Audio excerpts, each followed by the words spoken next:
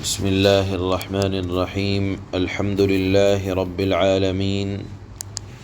اشہد ان لا الہ الا اللہ وحدہ لا شریک لہ واشہد ان سیدنا ومولانا محمدا عبدہ ورسولہ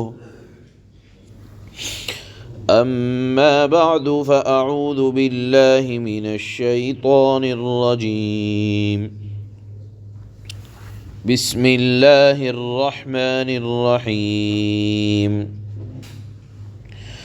فأما من أوتي كتابه بيمينه فيقول هاؤم اقرءوا كتابيه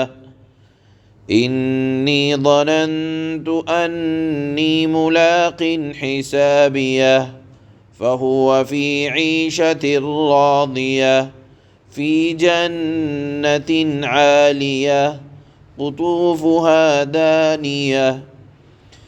كلوا واشربوا هنيئا بما أسلفتم في الأيام الخالية صدق الله مولانا العلي العظيم۔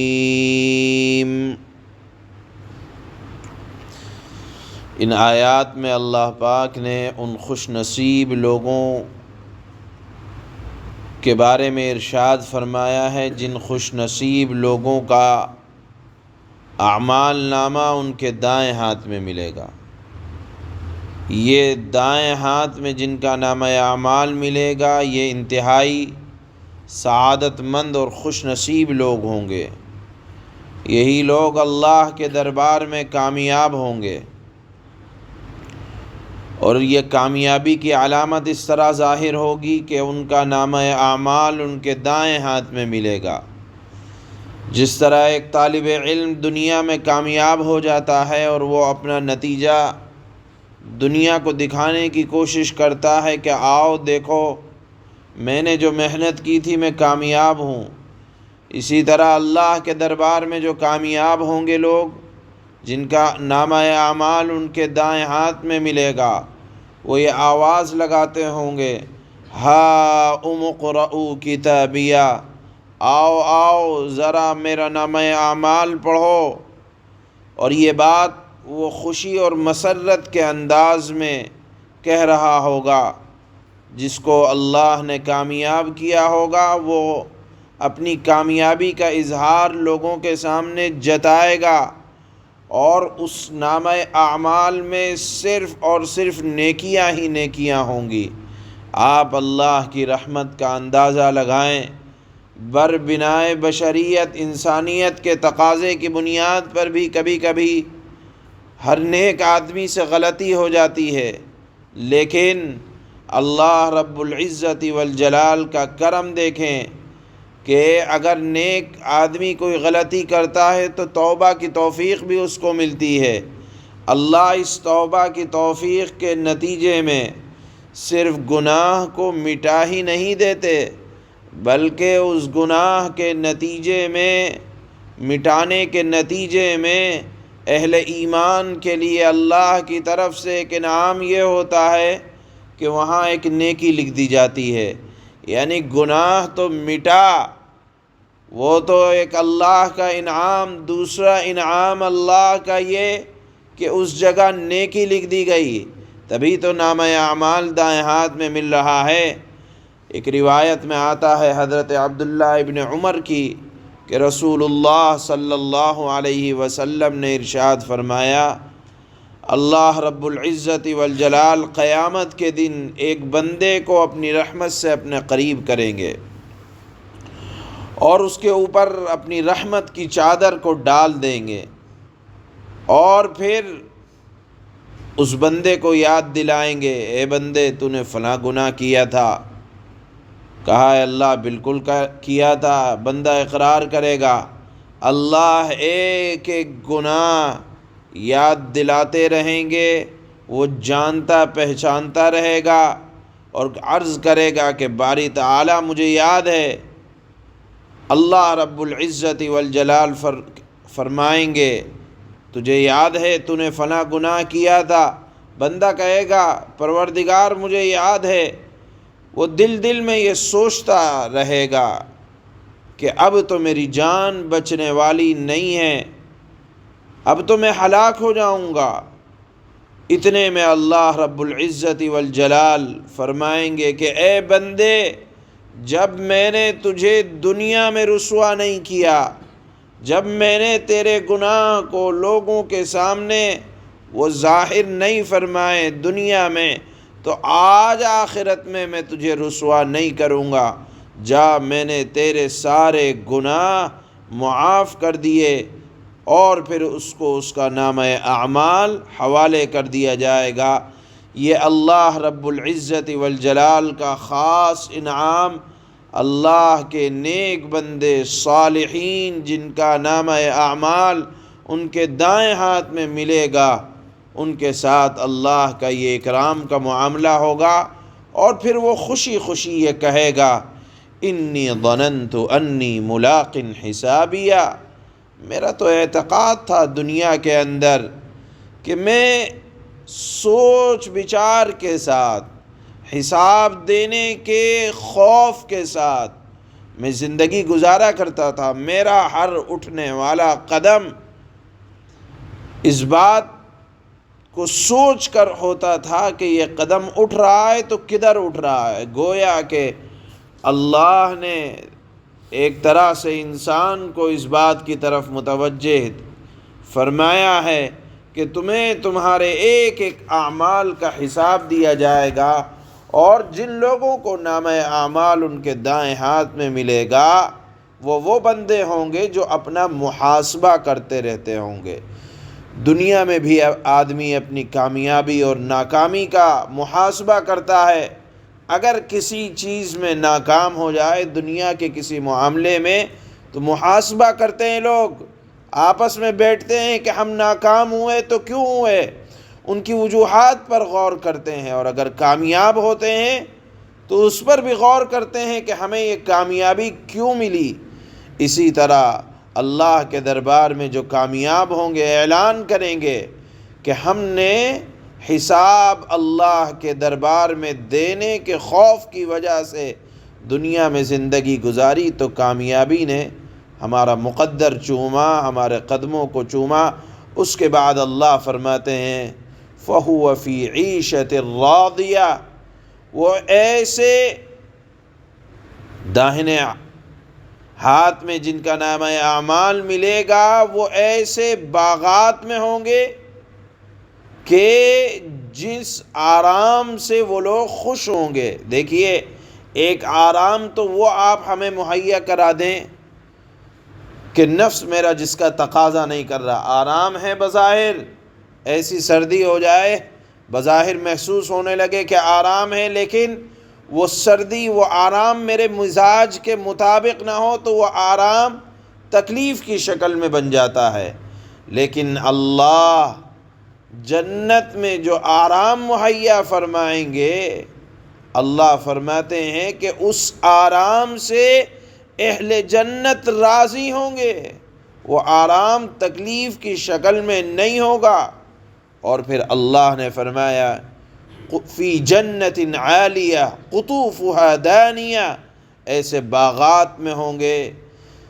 کہ وہاں کے درخت اگرچہ اپنی لمبائی کے اعتبار سے بہت بڑے ہوں گے، لیکن ایسے اللہ نے فرمایا ایسے ان کے اندر احساسات ہوں گے کہ اگر جنتی کے دل میں یہ خواہش آ جائے کہ مجھے فلانے پیڑ کا یا فلانے درخت کا پھل کھانا ہے، تو درخت کے اندر اللہ وہ احساس کو پیدا کر دیں گے کہ جنتی کو درخت تک پہنچنے کی ضرورت نہیں، بلکہ درخت اپنی شاخوں کے اعتبار سے ایسے جھک جائیں گے کہ جنتی کو توڑنے میں بھی پریشانی نہیں ہوگی۔ اللہ نے یہاں ذکر فرمایا گویا کہ کھانے پینے کا بہترین انتظام، اور اب آپ دیکھیں کھانے پینے کا بہترین انتظام ہو اور پھر اس میں کوئی یہ کہہ دے کہ آپ کھا نہیں رہے، آپ کھائیں، کُلُوا واشربوا ہنیئا بما اسلفتم فی الایام الخالیہ، اتنے انتظامات ہونے کے بعد اللہ فرمائیں گے کھاؤ، اور ایسا بھی نہیں ہے کہ جیسے دنیا میں جب کوئی کھاتا ہے تو کوئی روک دے، کوئی بڑا روک دے، کوئی چھوٹا روک دے، یا کوئی مالک روک دے۔ جنت میں روک ٹوک نہیں ہوگی۔ اور اسی طرح سے آدمی زیادہ دنیا میں کھا لے تو پیٹ کے خراب ہونے کے، پیٹ کے تکلیف ہونے کا اندیشہ رہتا ہے۔ اللہ فرمائیں گے خوب کھاؤ پیو، نہ کمی کا ڈر ہے کہ اگر کھا لو گے تو یہاں سے پھل ختم ہو جائیں گے، نہ زوال کا ڈر ہے کہ باغ میں کمی آ جائے گی، نہ بیماری کا ڈر ہے کہ پیٹ خراب ہو جائے گا، نہ نقصان کا اندیشہ ہے، نہ بد ہضمی کی شکایت ہونے والی ہے، نہ پیٹ کے کسی مرض کا اندیشہ ہے۔ حدیث شریف میں آتا ہے کہ صحابہ نے پوچھا اے اللہ کے نبی، جب ہم اتنا کھائے پیئیں گے تو وہاں ہمارا فضلہ کس شکل میں باہر آئے گا؟ کیونکہ جنت میں نہ پاخانہ نہ پیشاب، اس کی نہ ناک کی ریزش، اس طرح کا کوئی معاملہ نہیں ہوگا۔ حضرت جابر رضی اللہ تعالی عنہ سے روایت ہے، اللہ کے نبی نے فرمایا کہ اہل جنت جنت میں کھائیں گے بھی، لیکن نہ تو انہیں تھوک آئے گا، نہ پیشاب آئے گا، نہ استنجا آئے گا، نہ ناک کی ریزش ہوگی۔ تو بعض صحابہ نے پوچھا کہ آخر فضلہ نکلے گا کیسے؟ تو اللہ کے نبی صلی اللہ علیہ وسلم نے فرمایا کہ پیٹ کا فضلہ ایک ڈکار کی شکل میں ہوگا، اور اس ڈکار کے اندر کوئی بدبو نہیں ہوگی بلکہ خوشبودار ایک ڈکار ہوگی، اور پسینہ معطر پسینہ بدن سے نکلے گا، جس پسینے کے اندر سے خوشبو آئے گی۔ گویا کہ پیٹ کی اندر کی غذا جنتی کے پسینے اور ڈکار، خوشبودار ڈکار اور بہترین معطر پسینے کے ذریعے سے وہ فضلہ باہر ہو جائے گا۔ اور اللہ کے نبی نے فرمایا کہ ان اہل جنت کی زبانوں پر اللہ کی پاکی اور اللہ کی تسبیح اس طرح ہوگی جس طرح تم سانس لیتے ہو، جس طرح سانس جاری ہوتا ہے، ایک سانس اندر جا رہا ہے، ایک سانس باہر آ رہا ہے، جنتیوں کی زبان پر صرف سبحان اللہ، الحمدللہ، اللہ اکبر، اس طرح کی تسبیحات جاری ہوں گی۔ اس لیے علماء نے لکھا ہے کہ چلتے پھرتے اگر آپ جنتیوں کی شباہت اختیار کرنا چاہتے ہیں تو چلتے پھرتے اٹھتے بیٹھتے سبحان اللہ، الحمدللہ، اللہ اکبر کی عادت بنائیں۔ یہ انجام اللہ نے اہل جنت کا اور جن کا نامہ اعمال دائیں ہاتھ میں ملنے والا ہے، خوش نصیب لوگوں کی کیفیت اللہ نے ان آیات میں بیان فرمائی ہے۔ اللہ فرماتے ہیں فَأَمَّا مَنْ أُوتِيَ كِتَابَهُ بِيَمِينِهِ فَيَقُولُ هَاؤُمُ اقْرَءُوا كِتَابِيَهْ إِنِّي ظَنَنْتُ أَنِّي مُلَاقٍ حِسَابِيَهْ۔ پھر جس کسی کو اس کا نامہ اعمال اس کے دائیں ہاتھ میں دیا جائے گا، نیک لوگوں کو نامہ اعمال دائیں ہاتھ میں دیا جائے گا تو وہ نیک لوگ کہیں گے ہاؤم اقرؤوا کتابیہ، کہ لوگو لو یہ میرا نامہ اعمال پڑھو، انی ظننت انی ملاق حسابیہ، میں پہلے ہی سمجھتا تھا، یعنی دنیا کی زندگی ہی میں سمجھتا تھا کہ مجھے اپنے حساب کا سامنا کرنا ہوگا۔ فَهُوَ فِي عِيشَةٍ رَاضِيَةٍ، چنانچہ وہ من پسند عیش میں ہوگا، یعنی آرام ایسے آرام میں ہوگا جو جنتی کو آرام پسند آئے گا۔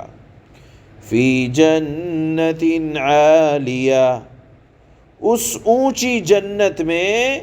کہ جس کی صفات یہ ہیں فی جنت عالیہ قطوفها دانیہ، اس اونچی جنت میں جس کے پھل جھکے پڑ رہے ہوں گے،